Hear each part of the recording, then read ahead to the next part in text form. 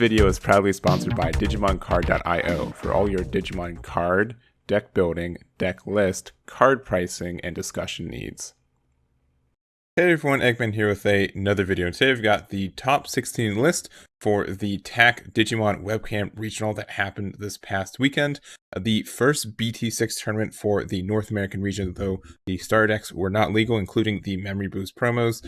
But, you know, very exciting to finally be in BT6 land here. And also, if you guys want this deck list form, it is in the description, so if you don't care for my explanations, the decks are still out there for you, but we're going to jump into it. But yeah, real quick, we just have so much diversity in just this, compared especially from the BT5 meta. So we have 6 Gobble Bonds, 4 security controls, 3 Musketeers, funny enough, and 3 Musketeers is what got it. A green OTK, a Rookie Rush, and a Jesmon. And additionally, what I think is very, very cool is that the top 6 decks are different archetypes, which is really, really cool. You don't see that very often, and I think it's fantastic. So we're just actually going to go through all 6 of the top 6 ones. There are a lot of Gobble Bonds, as you guys can see, and I think that deck's pretty understood. But, you know, also security control and 3 Musketeers, I think you can have your own spin on it. So if you guys are interested in those, once again, check out the Google Drive in the description of this video. But let's just go on to the first place. So Alexander Gray took this 3 Musketeers deck. And it's very interesting to see how well this kind of archetype is doing right now. And then when BT6 comes out, as far as I've seen based on other metas and you know, other regions with the star decks and everything, 3 Musketeers kind of falls off a little bit. But yeah, this deck looks super strong and very similar to other ones I've seen, like topped verbatim. And part of the strong part about this deck is getting the resources into your drop area. So I think like Soundbirdmon, Impmon, even both Impmons I think are fantastic. Being able to, you know, get your things back. The Nailbone can be fantastic for like a Kinkuamon promote, or Vilemon getting more opportunities for you there. And yeah, I don't know. You really just don't want to run any of the purple or sorry, the red 3 Musketeer at all. It's just like Deputymon. You just want to focus on the black and purple, especially since you have some of the best level 7s in the game. Millenniumon's fantastic. Zort is fantastic for what it does as well. There's no defeat in this list, which is interesting. I know people have been going on and off about that, and he can be really stuck in hand, but and you know that cost might be a little bit too heavy when you have so many other cards that can just be stuck. But I think Zort is a good choice, and deck looks very, very strong. I don't know. You'll have a lot of that kind of stuff. I think people are going to be playing their own variants, and there's other variants to see it as well. But no doubt is a strong deck right now. Next up, we're going to Russell's Security Control. This is just a yellow and black one, not messing with anything else. And I do like that. I think the Mastamon, I love the Mastamon addition to this deck in general. I think it's great for what you're doing, being able to play either Bushy Agumon, a Lucimon, or a Salmon, on top of being able to, you know, pop one of your opponent's security. Like it could just win you the game on the spot when your opponent's not expecting it. And you know, you can go on top of Aandroidd, which you're running already, or Mistymon, which also goes into Mangudramon. It can go into Mastamon. It can also go into Shikuamon, which this card's fantastic for the Gobblebond matchup. And I think a lot of people are starting to kind of realize just the power of this card. So card effect, opponent's turn, when opponent's Digimon moves from the breeding area to the battle area, it gets security attack -3. And then also your opponent's security Digimon get -3k DP. But just being able to prevent your opponent from building up a Gobble Bond or Jesmon in your security, or in their raising area, and then pushing it out for, you know, a lot of damage, I think the Securiamon can stop a lot of that mitigation. And it's kind of nasty too, because if they can't get rid of it naturally, you know, like the only way to kind of get your power is to, you know, bring it out and then raise into it the next turn. But then you're just susceptible to all the destruction that this deck has to it. But I do like everything going on for Izzy's and Joe's, just because you're also running a bunch of black options. You're running Dwaltstormer, you're running Iron Fisted Onslaught, you're running Ultimate Flare. I think, I don't know, this deck looks very consistent for what it's doing. You do have to make sure you do get this Izzy and Joe, because it's the only, like, by itself kind of black card for you to activate your option cards in hand. But I do like it. For 3 TKs is kind of a little risky for me, especially when you have so much non-yellow for it, but it looks like it worked out. And yeah, security control is doing well. I think you guys can definitely check out the other security control ones, because everyone builds security control a little bit different. And I think that's one of my favorite things about the deck. with the least favorite thing is playing against it sometimes, but here we are. And obviously this deck is going to be better when you have access to the other new security Digimon that come from the starter decks. Moving on to third place, we have Tyler from Gaia Force Gaming. He also did make a video for it of himself, so definitely just click that. More than he'll know the deck way better than I would, just looking at it. But it's interesting to see green OTK doing as still well. I think the only addition to this deck rather is Arbormon, which is a fantastic card for the deck. You may digivolve this card from your hand onto one of your green tamers, as if the tamer was a level 3. There's also a single ancient Troymont as well to be kind of obnoxious. And I'm guessing it's just kind of like replacing Nidhogg. I think a lot of people are kind of playing around this, kind of know how to do that.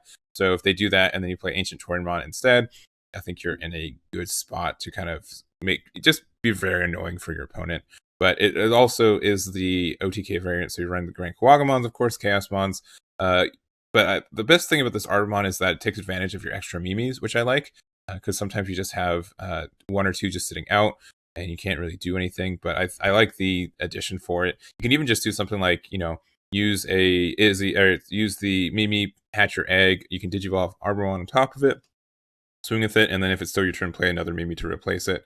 I think that can be some good plays and everything. But I don't know, this deck has always been kind of strong and dependent on honestly how lucky you are sometimes. But I think the consistency and the variation added from just the ancient Troymon Arbormon, like literally nothing else, can make it still viable. And congrats to Tyler on it. But definitely check out his video. He's probably going to talk way better than I did about that list.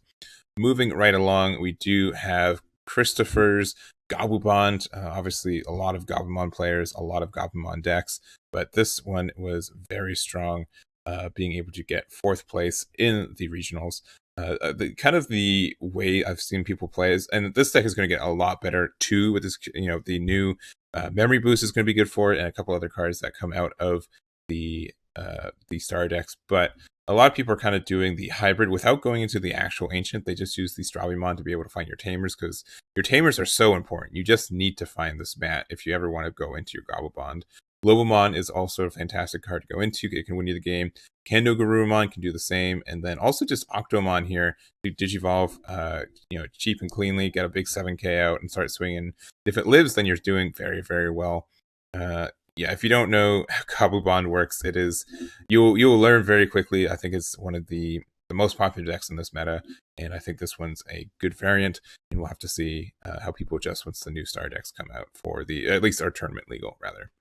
Next up, we do have Rookie Rush, which is still here. I think just looking at tournaments and kind of everything, I kind of had this thought, like, you know what, a lot of people are going to be playing the new BT6 decks because we've been in BT5 for so long, and then people are going to be like, okay, cool, those are fun, but Rookie Rush is still great. It still has a lot of power, and it can just be just as disruptive. I think people, normally when new metas come out, people play kind of more mid-rangey. They play it, usually a little bit slower. It depends on the cards, but they try more combos and new stuff. And because of that, you can still just play your old aggro deck, and normally it does very, very well. So that's what happened to Martin Lee here. Literally no new cards. This is literally a BT5 deck, and that's okay. Because it got you 5th place and you did very well with it. So I don't have much to say about Rookie Rush. You guys know it. And if you don't know about it, I envy you.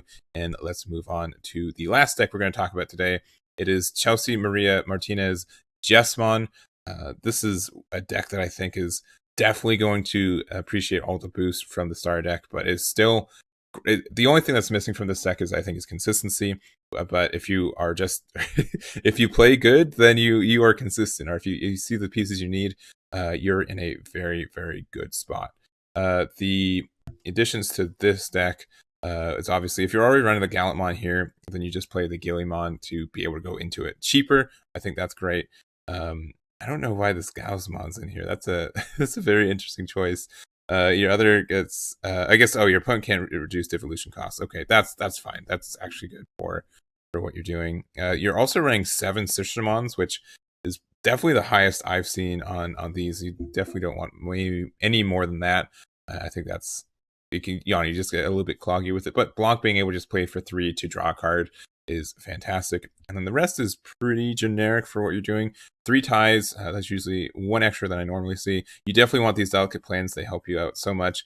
Jesmon of the Blade at 1 is maybe, I put this at like 2 or 3, but you definitely want to run at least 1, especially since you can play.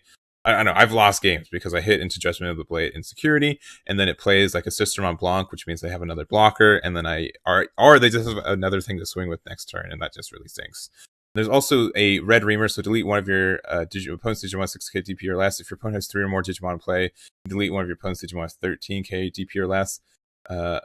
Interesting choice here. This can get rid of some things and can be really obnoxious for your opponent. But I normally don't see a lot of people playing red Reamer, so I would be interested to see their decision for running it. But I think everything else is pretty standard. Jesmon can be very good if you hit your spots, and if you don't, then you're in a bad spot. So assumedly Chelsea was able to see everything they were needing to and get the 6th place finish. But that is going to be it for me. Here are all the lists once again. If you guys want to check any of these out personally, make sure to click the link in the description for this doc.